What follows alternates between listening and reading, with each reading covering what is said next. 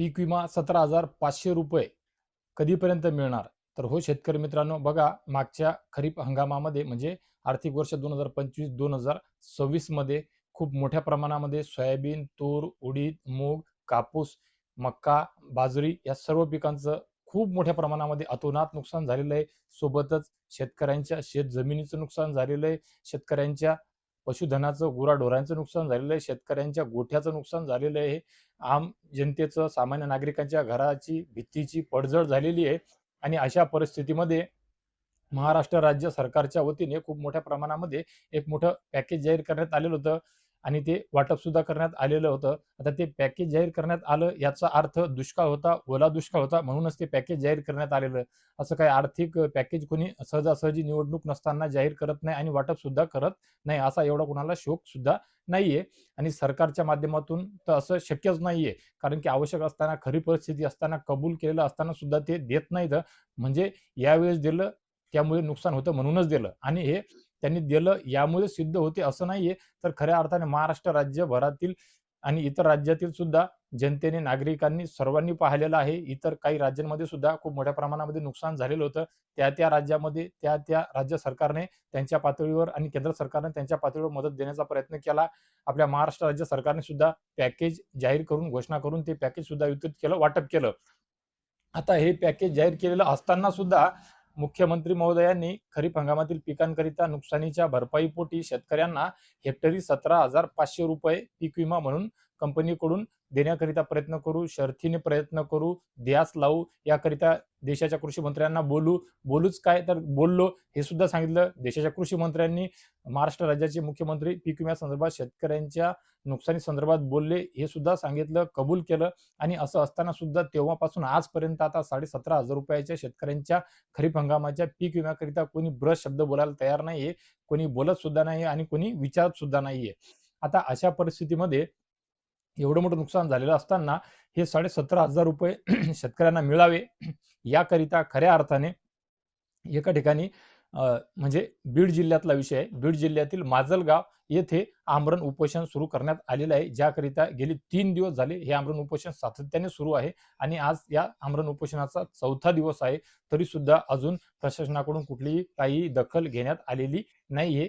हे समोर दिसत आहे, समोर येताना दिसत आहे. आणि तेथे जे बसलेले आहेत त्यांनी सुद्धा स्पष्ट सांगितलेलं आहे की जोपर्यंत शेतकऱ्याच्या खात्यावर हा 17,500 रुपयाचा पीक विमा वर्ग केला जात नाही तोपर्यंत हे आमरण उपोषण सुटणार नाहीये. तर बघा शेतकरी मित्र, बीड जिल्ह्यातील 2025-26 खरीप हंगामातील पीक विमा भरपाईकरिता 17,500 रुपये हेक्टर देण्याची मागणी करिता कोणी केलेलं आहे हे आमरण उपोषण? तर जागर प्रतिष्ठान महाराष्ट्र राज्याचे विशाल जाधव यांनी माजलगाव येथील छत्रपती शिवाजी चौकामध्ये हे आमरण उपोषण सुरू केलेलं आहे, ज्यामध्ये त्यांनी शेतकऱ्यांच्या खात्यावर पीक विम्याची रक्कम तातडीने जमा करण्यात यावी अशी प्रमुख मागणी त्यांनी यावेळी केलेली आहे. आता बीड जिल्ह्यामधील शेतकऱ्यांनी खरीप हंगामामध्ये सोयाबीन, कापूस, तूर, मूग, उडीद आदी पिकांचा विमा भरलेला होता, परंतु तरी सुद्धा पीक विमा भरपाईची रक्कम अद्याप शेतकऱ्यांच्या खात्यावर जमा करण्यात आलेली नाहीये, जमा झालेली नाहीये.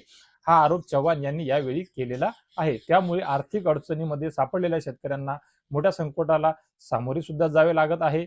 आणि या संदर्भातली ही जी समस्या आहे ही चव्हाण यांनी त्यांच्या निवेदनामध्ये नमूद केलेली आहे. आता राज्य सरकारकडून खरीप हंगामामधील पीक विम्यापोटी 17,500 रुपये हेक्टरी देण्याची घोषणा करण्यात आलेली होती. ती 17,500 रुपये आता ताबडतोब शेतकऱ्यांच्या खात्यावर वर्ग करण्यात यावे. या मागणीसोबत पीक विमा 17,500 रुपये भरपाई मिळत नाही तोपर्यंत हे आंदोलन असंच सुरू ठेवण्याचा निर्धार विशाल जाधव यांनी केलेला आहे. यांनी हा निर्धार व्यक्त केला आहे यावेळेस. त्यामुळे आता खऱ्या अर्थाने खरीप हंगामामधील पीक विमा भरपाईच्या प्रतीक्षेमध्ये असलेल्या शेतकऱ्यांना शासनाकडून दिलासा कधी मिळणार याकडे सर्व शेतकरी बांधवांचं लक्ष लागलेलं आहे. शेतकरी बांधवांनो, आता ते उपोषण करत आहे, आपलं त्यांच्याकडे लक्ष लागलेलं आहे. एवढ्यानं घरी बसून लक्ष होऊन चालत नाही किंवा आमच्यासारख्या व्हिडिओच्या कमेंट बॉक्समध्ये आरेरावी, शिवीगाळ, वेगवेगळ्या बॅड कमेंट करून चालत नाही. आता या पीक विम्याच्या मुद्द्यावरून परत एक गोष्ट अजून लक्षात येत आहे, ती लक्षात घेण्यासारखी आहे. ज्याला व्हिडिओ पाहायचा पहा, नका पाहू, चालल्या जा. इथून पुढचे सुद्धा नसेल पाहिजे पाहू नका, चालेल, काय हरकत नाही. बघा, ज्यावेळेस कर्जमाफीकरिता आंदोलने होत होती, आंदोलन झाली आणि कर्जमाफीकरिता 30 जून ही एक तारीख डिक्लेअर करण्यात आलेली होती. त्यावेळी सुद्धा अशीच परिस्थिती होती. म्हणजे ज्याप्रमाणे 17,500 रुपये हेक्टरी पीक विमा देऊ हे कबूल करण्यात आलेलं होतं आणि आजपर्यंत कोणी बोलायला तयार नाही. त्यानुसारच निवडणुकीच्या अगोदर निवडणुकी दरम्यान कर्जमाफीचा सातबारा संदर्भात म्हणजे थेट सातबाराच कोरा करू असं वारंवार सांगण्यात आलेलं होतं आणि त्यानंतर आल्याच्या नंतर कर्जमाफीवर कोणी बुरा शब्द बोलायला तयार नव्हतं. अशा परिस्थितीमध्ये बच्चू कडू यांनी कर्जमाफीच्या आंदोलनाला सुरुवात केली. त्या आंदोलनामध्ये वेगवेगळ्या संघटनांचे जे प्रमुख होते, अध्यक्ष होते, पदाधिकारी होते, कार्यकर्ते होते, त्या सर्व शेतकरी नेत्यांना एकजूट केलं, एका जागी आणलं, रस्त्यावर भर पावसात ते बसले आणि त्यांच्या अनुभवानुसार, त्यांच्या अभ्यासानुसार शेतकरी कर्जमाफीच्या त्या आंदोलनाला जो मोड, जे वळण द्यायचं होतं त्यानुसार दिलं. बैठक बोलवण्यात आली. अगोदर रस्त्यावर बैठकीचे प्रयत्न झाले. तिथे काही आमदार आले, बोलले. त्यानंतर सर्व गोष्टी पाहता आर्थिकदृष्ट्या राज्याची परिस्थिती आणि जिथे ज्या गोष्टी व्हायला हव्या त्यानुसार त्यांनी मुंबईला जाऊन ती बैठक घेतली, तारीख दिली, वेळ सुद्धा दिला आणि तसं करून सुद्धा कर्जमाफीची आता हळूहळू प्रक्रिया टप्प्याटप्प्याने सुरू आहे. त्यामुळे कर्जमाफीवर बोलत असताना कुठल्याही कोणत्याही शेतकरी नेत्यावर आरोप करत असताना, शेतकरी नेत्याला बोलत असताना किंवा बच्चूभाऊ कडूंना सुद्धा बोलत असताना खरोखर विचार करावा लागेल. त्यांनी जर ते आंदोलन केलं नसतं तर कर्जमाफी अजून झाली असती का? त्यांनी ते आंदोलन केल्याच्या नंतर कर्जमाफीची तारीख डिक्लेअर झाल्याच्या नंतर आता कर्जमाफीचे जी-आर निघाल्याच्या नंतर रक्कम शेतकऱ्यांची संख्या सांगितल्याच्या नंतर सुद्धा शेतकरी कर्जमाफीचं श्रेय घेत असताना सुद्धा मुख्यमंत्र्यांकडून 2 गोष्टी महत्त्वाच्या त्यांच्या तोंडातून निघाल्या प्रेस कॉन्फरन्स दरम्यान, की ही कर्जमाफी 2019 पर्यंत केली असती तरी सुद्धा चालली असती. ही झाली एक गोष्ट आणि महत्त्वाचा विषय कर्जमाफी जाहीर केली होती ही निवडणुकी अगोदर. ती ताबडतोब आल्या करायलाच हवी. जसं उद्धव ठाकरेंनी जाहीर न करता ताबडतोब कुठलीही निकट शर्ती अटी न लावता आल्या ताबडतोब सरसकट 2 लाखाची कर्जमाफी करून दिली होती. आता यांनी जाहीर करून सुद्धा केली नाही. आंदोलनं, मोर्चे करावे लागले. द्वेष निर्माण झाला. शेतकऱ्यांच्या मनामध्ये सुद्धा नाराजी व्यक्त झाली.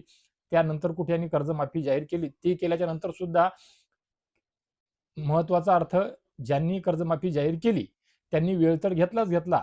आंदोलन सुद्धा झाली. पण आंदोलन होण्या अगोदर खऱ्या अर्थाने मागच्या खरीप हंगामामध्ये खूप मोठ्या प्रमाणामध्ये नुकसान झालेलं असताना सुद्धा अजूनही कर्जमाफी लांबवण्याची यांची मानसिकता होती. म्हणजे या जवळ-जवळ 3 निवडणुका काढवायच्या होत्या यांना. ऑलरेडी एक निवडणूक निघालेली होती. हे 5 वर्ष चालले होते आणि ज्या अर्थी हे बोलले की 2029 पर्यंत सुद्धा कर्जमाफी केली असती तरी चाललं असतं.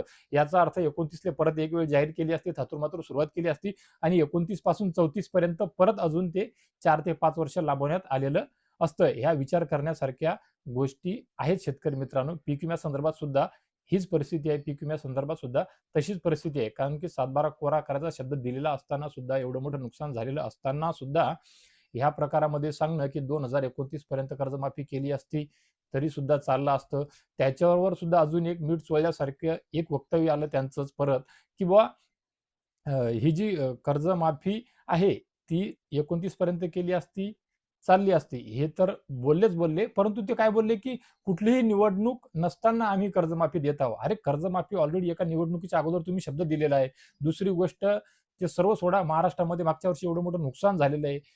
असं परिस्थितीमध्ये असं असताना सुद्धा तुम्ही हे शब्द वापरत आहात की कुठलीही निवडणूक नसताना ऑलरेडी एक निवडणूक काढून घेतलेली आहे. 2029 पर्यंत दिली असती तरी सुद्धा चाललं असतं असं बोलले तुम्ही. याचा अर्थ परत तुम्हाला अजून एक निवडणूक काढून घ्यायची होती आणि ज्या अर्थी तुम्ही आतापर्यंत दिलेली नाही कर्जमाफी, याचा अर्थ 29 मध्ये जाहीर करून परत तुम्ही दिली असती याची सुद्धा काय खात्री? म्हणजे किती नाराजी, किती दिशाभूल आणि किती भरकटवल्या जात आहे शेतकऱ्याला महाराष्ट्र राज्यातील, हे अख्खा उभा महाराष्ट्र पाहत आहे, इतर राज्य सुद्धा पाहत आहेत. आणि अजूनही खूप साऱ्या गोष्टी आहेत की ज्या गोष्टीमध्ये महाराष्ट्र राज्यासोबत कुठे ना कुठे दुजाभाव होताना दिसत आहे. ही एक चांगली गोष्ट नाहीये. मागच्या वर्षी महाराष्ट्रामध्ये एवढं मोठं अतोनात नुकसान झालेलं असताना पीएम किसानचा एक साधा 2,000 रुपयाचा हप्ता थोड्या 1 महिना, 1.5-2 महिन्या अगोदर दिवाळीच्या तशामध्ये देता येऊ शकतो का? असा सुद्धा विचार करण्यात आलेला नाही. इतर राज्यांमध्ये पीएम किसान संदर्भातला त्या हप्त्याचा वेळ झालेला नसताना सुद्धा आगाऊ स्वरूपामध्ये 2,000 रुपयाचा हप्ता देण्यात आलेला होता. आता खूप साऱ्या गोष्टी आता या जनतेनेच पाहायच्या आहे. जनतेनेच ठरवायचं आहे काय-काय करू शकता येते इथून पुढे. मशिनी हे ते खूप काही गोष्टी आहेत. जरी आपल्याला या मुख्यमंत्र्यांवर भरघोस विश्वास होता, अभ्यासू आहेत, अभ्यासू नेतृत्व आहे, विकसनशील आहे, विकास पुरुष आहेत, विदर्भाचे आहेत, विदर्भाकरिता सुद्धा विकास करण्याची मानसिकता आहे असं वाटत असलं तरी सुद्धा शेतकऱ्यासोबत होत असलेल्या या भानगडी, नमो शेतकरी योजना जाहीर केली. 2 म्हणजे 8 महिन्याचा काळ निघून जात आहे. जरी 25 मार्चला एक 8वा हप्ता मिळालेला आहे, तरी सुद्धा 2 हप्त्याचे नमोजे शेतकरीचे हप्ते थकलेले आहेत. अशा परिस्थितीमध्ये अजूनही कुठलाही ब्र शब्द नाही, कुठल्या निधीची तरतूद नाही. प्रस्ताव पाठवल्याची माहिती मिळत आहे, त्याची सुद्धा खरी खात्री समोर येत नाही. 15 ऑगस्ट येऊन गेला, कृषी दिन येऊन गेला. म्हणजे विचार करण्यासारख्या गोष्टी आहेत. असो, आपण पीक विम्यासंदर्भात बोलत आहोत. पीक विम्याचा सुद्धा कर्जमाफी सारखाच झालेला आहे. जोपर्यंत बच्चू कडू सारखा किंवा इतर कोणी शेतकरी नेता पीक विम्यासंदर्भात समोर येत नाही, राज्य सरकारला, मुख्यमंत्र्यांना, कृषी मंत्र्यांना आठवण करून देत नाही, स्मरण करून देत नाही, बोलत नाही, विरोधी पक्षनेता समोर येत नाही, आंदोलन मोर्चे करत नाही, तोपर्यंत तरी हे 17,500 रुपये शेतकऱ्याच्या खात्यामध्ये त्यांच्या हक्काचे मागच्या 2025-26चा विषय घेत आहे, तो पडताना दिसत नाहीये. आता माजलगावमध्ये चव्हाण यांचं चालू आहे उपोषण. बघूया यामध्ये काय होते काय नाही, यांना काय लेखी स्वरूपामध्ये देण्यात येते का, नाही देण्यात येते का, कोणी भेट घेते का नुसतं तसंच उठवून देण्यात येते, त्यांची सुद्धा दिशाभूल करण्यात येते, याकडे आपलं लक्ष लागून आहे. यामध्ये जी अपडेट येईल ती आपल्या महाराष्ट्र राज्यातील तमाम शेतकरी बांधवांपर्यंत पोहोचवण्याचा आपला प्रयत्न असणार आहे शेतकरी मित्र.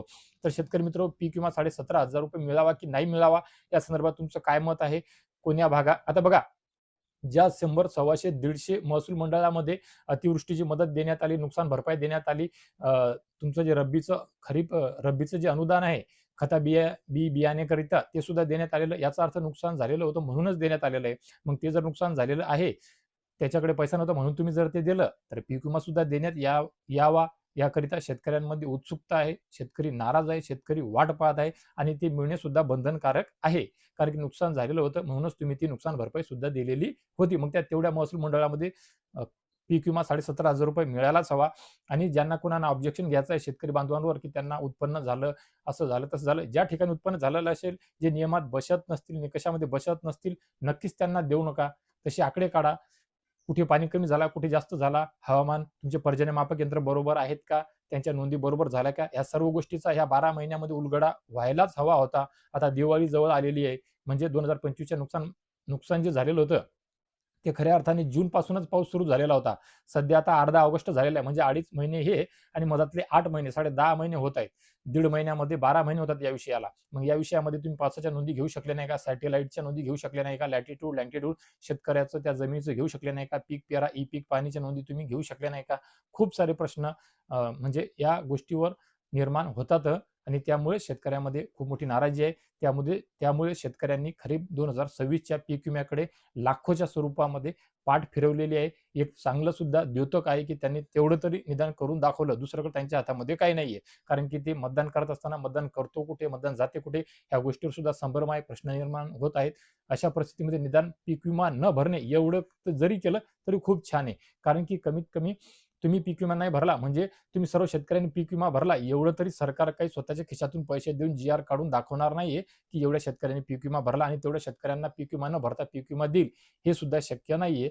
तर निदान तेवढा एक प्रयत्न केला, उपक्रम तुम्ही राबवला, एक चांगले केलेलं आहे. आता पीक विमा भरण्याकरिता जी मुदतवाढ मिळालेली आहे, त्यामध्ये भरायचं का नाही भरायचं हे सुद्धा तुम्ही तुमचं ठरवा मित्रांनो. तर बघा मित्र, पीक विमा 17,500 रुपया संदर्भात तुमचे सुद्धा काही शंका, कुशंका, सजेशन, मार्गदर्शन, सल्ला, प्रश्न असतील, हा व्हिडिओ तुमच्यापर्यंत पोहोचल्याच्या नंतर नक्कीच या व्हिडिओच्या कमेंट बॉक्समध्ये नोंदवा. हा व्हिडिओ तुम्हाला कसा वाटला ते सुद्धा सांगा. या व्हिडिओमध्ये काय कमी होतं, काय जास्त होतं, किंवा कोणत्या मुद्द्यावर आपण इथून पुढचा जो व्हिडिओ आहे तो बनवायचा आहे, कोणता विषय घ्यायचा आहे, हे सुद्धा तुम्ही या व्हिडिओच्या खाली, हा व्हिडिओ तुमच्यापर्यंत पोहोचल्याच्या नंतर कमेंट बॉक्समध्ये नक्कीच 100% नोंदवा. तुमच्या जवळजवळ सर्वच प्रश्नांची उत्तर मी देत आलेलो आहे, देत आहे आणि इथून पुढे सुद्धा देत राहील. तिथे आपण संपर्क करू, चर्चा करू, प्रतिक्रिया करू आणि त्यामधून काय मार्ग निघते ते बघू. अजून काही शेतकरी नेत्यांपर्यंत हा आवाज, हा विषय पोहोचवला जाऊ शकतो का, त्यांच्यासोबत चर्चा होऊ शकते का, पुढे आंदोलनाची काही दिशा ठरवण्याकरिता तुमचं सहकार्य, तुमची रस्त्यावर येण्याची मानसिकता आहे का, या सर्व गोष्टीवर तिथे चर्चा करण्याचा प्रयत्न आपला असणार